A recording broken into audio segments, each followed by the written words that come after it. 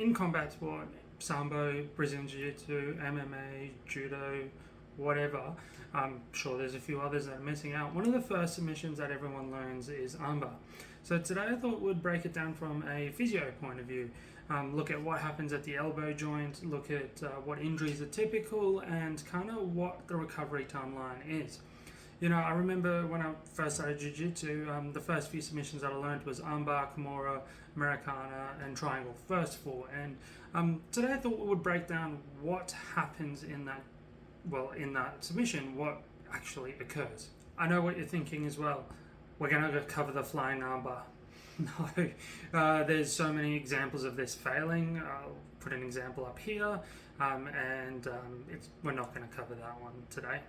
First, we're going to break down the anatomy around that elbow joint. So the elbow joint is pretty much here.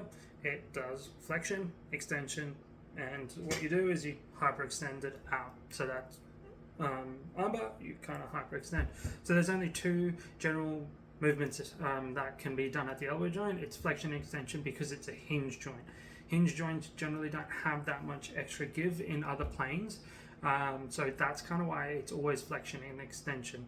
And that's why when an armbar is, and you always say point the thumb up, that will put the arm in neutral, which will allow it to always go easier for you to submit and go past 180. So around that elbow joint is you've got your MCL, LCL, and you've got other ligaments as well. So MCL, LCL, they provide stability, passive and dynamic stability around that elbow, and it really helps with just movement in general. So ligaments, for those who don't know, it's pretty much bone to bone, fibrous cartilage, fibrous tissue that stops any movement from happening. So it provides stability at the joint. And around that elbow joint as well, you've got the capsule, which also protects that entire joint, and it encompasses everything around it. And as well, you've got muscle bellies and you've got tendons as well on top. So those are the kind of anatomy that is in and around that elbow joint. So as well with the tendons go from muscle belly to it provides an attachment site for bone, and then it allows the bone to move. So tendons generally happen over a two joint muscle.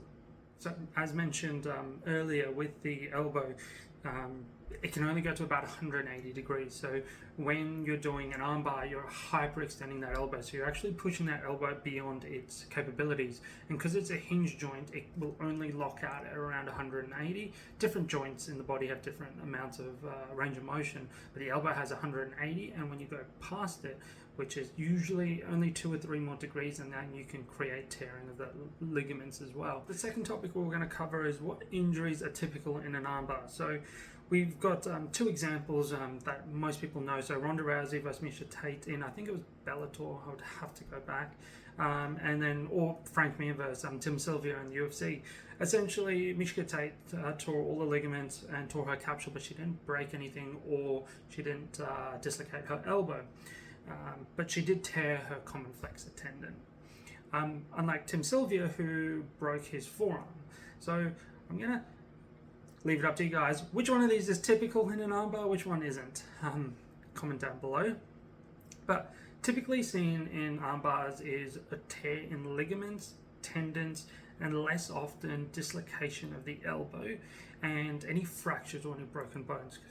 Because as most people will tap prior to this happening, unless you've got a shitty opponent or you're competing and someone just wraps it on, and that could create a dislocated elbow or any broken bones. But typically it's torn ligaments. So a small study that was created in 2017 that looked at 5 BJJ athletes. X-rays were done, nothing showed on X-rays, but the MRIs showed tearing of the MCL ligaments and sometimes other tears in tendons around it.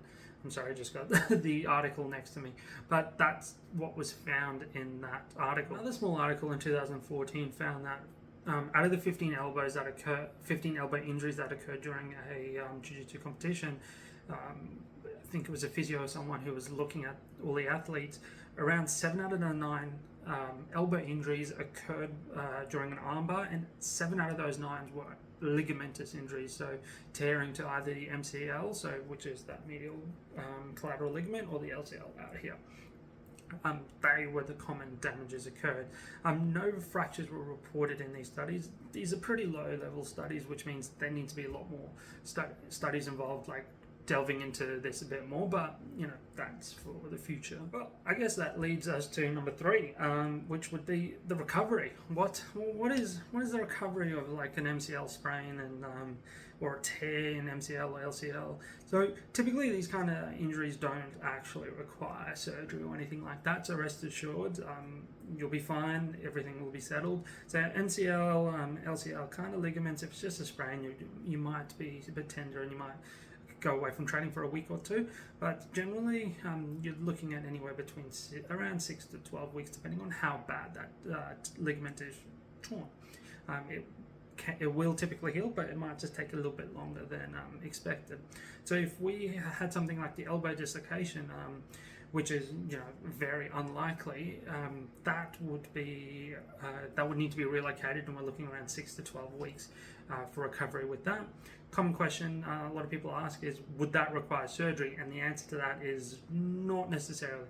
Generally, 75 to 80% of elbow dislocations will not require surgery, as it will kind of be like just relocated back in. It's going to be extremely painful, and that'll be done at the hospital. But the 20 to 25% of the others, when it comes to elbow dislocations, unfortunately something called the terrible triad of the elbow can occur, where it's dislocated and you get broken bones as well. So you get from the proximal portion of that elbow, you get broken of the ulna and the olecranon as well. So that would require open reduction internal fixation. So that would require an orthopedic review for that to be stabilized, because that would be considered an unstable joint, and that would require surgery. However, with most hyperextensions of the elbow, surgery is just not going to happen.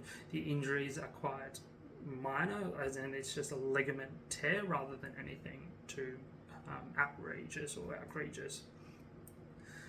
Comment down below if you want me to kind of break down any other submissions, whichever submissions that you want. More than happy to break that one down. Let me know how you guys like this kind of style of video as well. Yeah, don't forget to like, subscribe.